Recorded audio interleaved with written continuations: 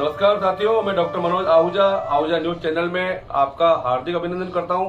Ahuja news bulletin देखने से पहले हम आपको बता दें, हमारा न्यूज चैनल कोई प्रोफेशनल चैनल नहीं है।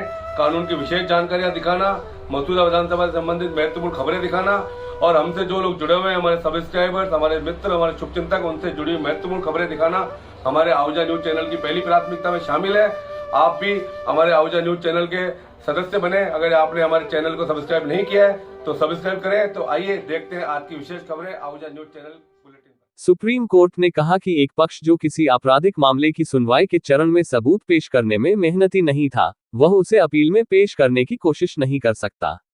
Justice B R. की पीठ गवई और संदीप मेहता ने कहा कि अपीलीय चरण में अतिरिक्त साक्ष्य दर्ज करने की शक्ति का प्रयोग नियमित और आकस्मिक तरीके से नहीं किया जाना चाहिए। ऐसी शक्ति का प्रयोग केवल तभी किया जाएगा जब साक्ष्य दर्ज न करने से न्याय में विफलता हो सकती है। शुरुआत में हम ध्यान दे सकते हैं कि इस न्यायालय द्वारा दिए गए निर्णयों की श्रृंखला से कानून अच्छी तरह से तय हो गया है कि सीआरपीसी की धारा 391 के तहत अतिरिक्त साक्ष्य दर्ज करने की शक्ति का प्रयोग केवल तभी किया जाना चाहिए जब ऐसा अनुरोध करने वाले पक्ष को साक्ष्य प्रस्तुत करने से रोका गया हो। उचित परिश्रम किए जाने के बावजूद मुकदमे में या इस तरह की प्रार्थना को जन्म देने वाले तथ्य अपील के लंबित रहने के दौरान बाद के चरण में सामने आए और ऐसे सबूतों की गैर रिकॉर्डिंग से न्याय की विफलता हो सकती है। अदालत चेक अनादर मामले में अपनी सजा के खिलाफ आरोपी द्वारा दायर अपील में आपराधिक प्रक्रिया संहिता 1973 की धारा 391 के तहत अतिरिक्त साक्ष्य स्वीकार करने से अपीलीय अदालत के इनकार को चुनौती देने वाली अपील पर विचार कर रही थी। अपीलकर्ता अपीलीय चरण में हस्ताक्षर के संबंध में हस्तलेखन विशेषज्ञ का साक्ष्य प्रस्तुत करना चाहता था। ये देखते हुए कि धारा 391 के तहत शक्ति का प्रयोग केवल तभी किया जा सकता है जब अपीलकर्ता को उचित परिश्रम के बावजूद मुकदमे में ऐसे सबूत पेश करने से रोका गया था, अदालत ने कहा कि आरोपी ने मुकदमे के चरण में अपने हस्ताक्षर को गलत साबित करने के लिए कोई प्रयास नहीं किया था। हस्ताक्षर की सत्यता के संबंध में बैंक की ओर से गवाह से कोई सवाल नहीं किया गया। साथ ही हस्ताक्षर में कोई गड़बड़ी होने के कारण चेक वापस कर दिया गया। हमारा विचार है कि यदि अपीलकर्ता ये साबित करने का इच्छुक था कि उसके खाते से जारी किए गए चेक पर दिखाई देने वाले हस्ताक्षर वास्तविक नहीं थे, तो वह अपने नमूना हस्ताक्षरों की एक प्रमाणित प्रति प्राप्त कर सकता था। बैंक और चेक पर हस्ताक्षर की वास्तविकता या अन्यथा के संबंध में साक्ष्य देने के लिए बचाव में संबंधित बैंक अधिकारी को बुलाने का अनुरोध किया जा सकता था, अदालत ने कहा। फैसले से भी एस 138 नी एक्ट, यदि अभियुक्त चेक पर हस्ताक्षर पर विवाद कर रहा है तो नमूना हस्ताक्षर की प्रमाणित प्रति बैंक से प्राप्त की जा सकती है। Supreme court. मामले का विवरण। अजीत सिंह चेहूजी राठौड़ बनाम गुजरात राज्य और अन्य।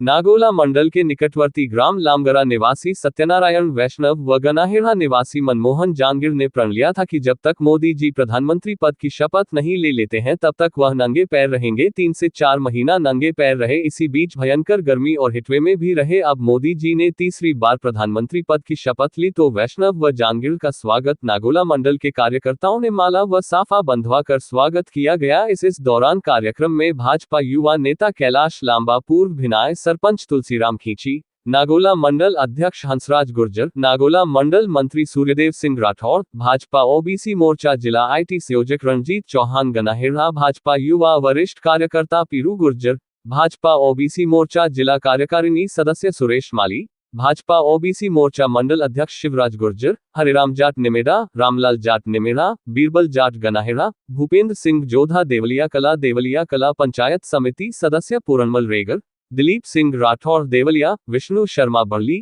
नानूराम रायका, कन्हैयालाल वैष्णव, महेंद्र वैष्णव, राजेंद्र खटीक एलसीडी अधिकारी, जोरावर सिंह, नारायण सिंह, इंदर सिंह, ओम प्रकाश शर्मा, नाथुराम देवलिया, अमरचंद जाट उदयपुर खेड़ा, कमलेश जाट, रघुवीर सिंह भाटी, सुरेश प्रजापत अनेक भाजपा कार्यकर्ता उपस्थित थे।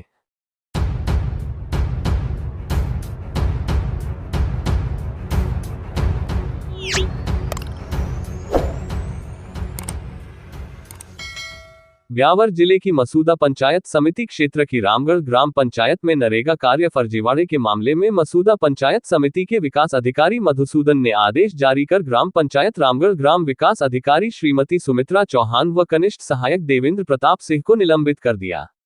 मसूदा पंचायत समिति के विकास अधिकारी मधुसूदन द्वारा जारी आदेश अनुसार ग्राम पंचायत रामगढ़ में मनरेगा कार्य शमशान घाट के पास नाडी डिसील्टिंग कार्य में फर्जी उपस्थिति और फर्जी फोटो अपलोड कर फर्जीवाड़ा कर राजकीय पैसों का गबन हुआ है कि जांच प्रभावित होना संभावित होने से राजस्थान सिविल सेवाएं वर्गीकरण नियंत्रण एवं अपील नियम 1958 के नियम 13(1) में प्रदत्त शक्तियों का प्रयोग करते हुए रामगढ़ ग्राम विकास अधिकारी श्रीमती सुमित्रा चौहान को तुरंत प्रभाव से निलंबित कर मुख्यालय पंचायत समिति मसूदा किया गया है।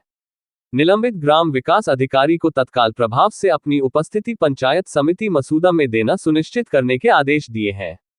इसी प्रकार पंचायत समिति के विकास अधिकारी मधुसूदन ने ग्राम पंचायत रामगढ़ के कनिष्ठ सहायक देवेंद्र प्रताप सिंह को भी निलंबित कर दिया। पंचायत समिति के विकास अधिकारी मधुसूदन द्वारा जारी आदेशों के अनुसार देवेंद्र प्रताप सिंह कनिष्ठ सहायक ग्राम पंचायत रामगढ़ में मनरेगा कार्य शमशान घाट के पास नाडी डिसील्टिंग कार्य में फर्जी उपस्थिति और फर्जी फोटो अपलोड कर फर्जीवाड़ा कर राजकीय पैसों का गबन हुआ है कि जांच प्रभावित होना संभावित होने से राजस्थान सिविल सेवाएं वर्गीकरण नियंत्रण एवं अपील नियम 1958 के नियम 13(1) में प्रदत्त शक्तियों का प्रयोग करने हुए तुरंत प्रभाव से निलंबित कर मुख्यालय पंचायत समिति मसूदा किया गया है। निलंबित कनिष्ठ सहायक को तत्काल प्रभाव से अपनी उपस्थिति पंचायत समिति मसूदा में देना सुनिश्चित करने के आदेश दिए हैं।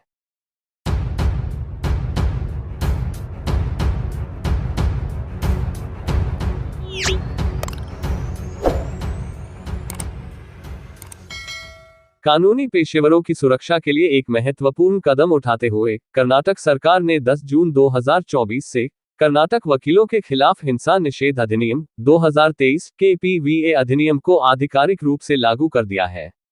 कर्नाटक देश का वो दूसरा राज्य बन गया है जहां पर अब वकीलों को सुरक्षा मिल सकेगी तथा वकीलों पर होने वाले हमलों आदि पर रोक लग सकेगी। वकीलों की सुरक्षा के लिए सबसे पहले राजस्थान राज्य में अशोक गहलोत के शासनकाल में वर्ष 2023 में अधिवक्ताओं की सुरक्षा के लिए कानून बनाया जा चुका है, लेकिन वो मूर्त रूप में लागू नहीं हो पाया है क्योंकि राज्यपाल के वहां से अनुमति मिलने से पहले ही आचार संहिता लागू हो गई थी।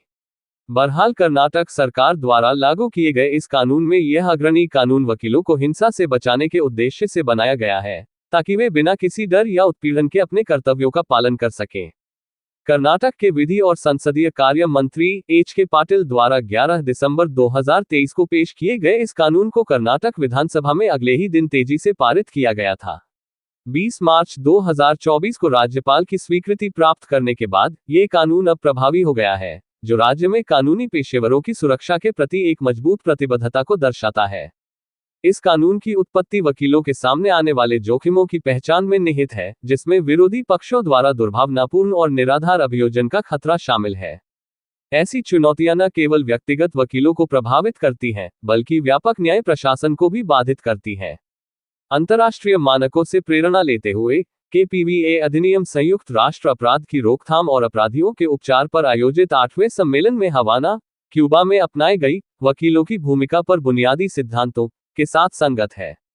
विशेष रूप से घोषणा के अनुच्छेद 16 के साथ संगत है और अनुच्छेद 17 वकीलों के कामकाज के लिए स्पष्ट गारंटी प्रदान करते हैं, जिसमें बिना हस्तक्षेप के संचालन का अधिकार, ग्राहकों से परामर्श करने और यात्रा करने की स्वतंत्रता और उनके पेशेवर गतिविधियों से संबंधित दंडात्मक उपायों से सुरक्षा शामिल है। नए कानून के तहत वकीलों के खिलाफ अपराधों के लिए कठोर दंड का प्रावधान है, जिसमें 6 महीने से 3 साल तक की कैद, 1 लाख रुपए तक का जुर्माना या दोनों शामिल है। इसके अलावा कानून में ये भी प्रावधान है कि पुलिस किसी भी संज्ञेय अपराध में वकील की गिरफ्तारी के 24 घंटे के भीतर संबंधित वकीलों की संघ के अध्यक्ष या सचिव को सूचित करे, जिससे पारदर्शिता और जवाबदेही सुनिश्चित हो सके।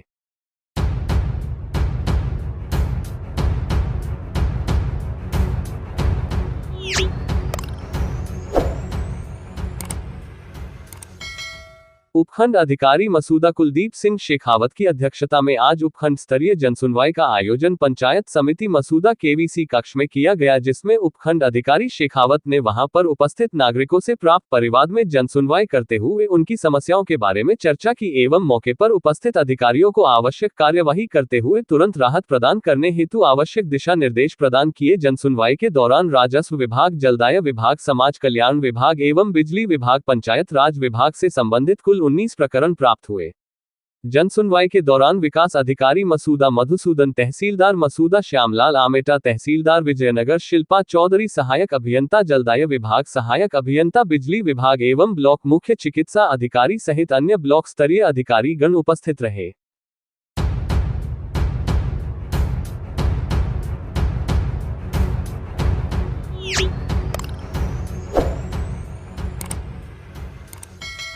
राजस्थान पुलिस स्थापना दिवस बुधवार को अजमेर रोड पर स्थित एसपी कार्यालय में सांस्कृतिक कार्यक्रम के साथ धूमधाम से बनाया गया। इस मौके पर समारोह में सराहनीय कार्य करने वाले पुलिसकर्मियों, सीएलजी सदस्यों, सांस्कृतिक कार्यक्रम में प्रस्तुतियां देने वाले पुलिसकर्मियों के बच्चों को सम्मानित किया गया। बुधवार देर शाम को आयोजित सांस्कृतिक कार्यक्रम की शुरुआत जिला कलेक्टर श्वेता चौहान व पुलिस अधीक्षक विनीत कुमार बंसल ने भगवान गणेश की प्रतिमा के समक्ष दीप प्रज्वलित की। इसके बाद पुलिसकर्मियों के बच्चों ने राजस्थानी गीतों पर शानदार नृत्य की प्रकृति दी। बच्चों ने नाटक प्रस्तुत कर वाहन चलाते समय हेलमेट लगाने का संदेश दिया। जिला कलेक्टर श्वेता चौहान ने कहा कि पुलिस की टैगलाइन आम जन में विश्वास, अपराधियों में डर रखकर सदैव नागरिकों की सेवा के लिए हमेशा तत्पर रहें, जिससे आमजन का पुलिस के प्रति विश्वास बना रहे। पुलिस अधीक्षक विनीत कुमार बंसल ने कहा कि पुलिस आमजन की सुरक्षा और कानून व्यवस्था बनाए रखने एवं अपराधियों में लगाम कसने के लिए लगातार काम कर रही है। राजस्थान पुलिस का गौरवशाली इतिहास रहा है। पुलिस के सामने कई चुनौतियां आई, लेकिन हर चुनौती पर राजस्थान पुलिस खरी उतरी है। जिला कलेक्टर में पुलिस अधीक्षक में पुलिसकर्मियों के बच्चों का सम्मान किया, जिन्होंने शिक्षा, खेल व अन्य गतिविधियों में उत्कृष्ट कार्य किया। इस मौके पर ASP Ramchandra Singh, SDM Subhash Chandra Hemani, DSP हर्षित शर्मा, तहसीलदार बंटी राजपूत, सीआई कुसुम लता मीणा, सिटी थानाधिकारी धोलाराम, सदर थानाधिकारी भंवरलाल, टोडराय सिंह, थानाधिकारी राजेंद्र कमांडो, भिनाय थानाधिकारी ओम प्रकाश, सरवार थानाधिकारी सत्यवान, सावर थानाधिकारी सुमन चौधरी, बोराडा थानाधिकारी धर्मपाल मीणा, विजय मीणा, शंकर राम कड़वा सहित अन्य पुलिस अधिकारी व जवान मौजूद रहे। कार्यक्रम के अंत में स्नेह भोज का आयोजन किया गया, जिसमें पुलिस अधीक्षक विनीत कुमार बंसल सहित अन्य पुलिस अधिकारियों ने पुलिस के जवानों को खाना परोसकर हौसला अफजाई की।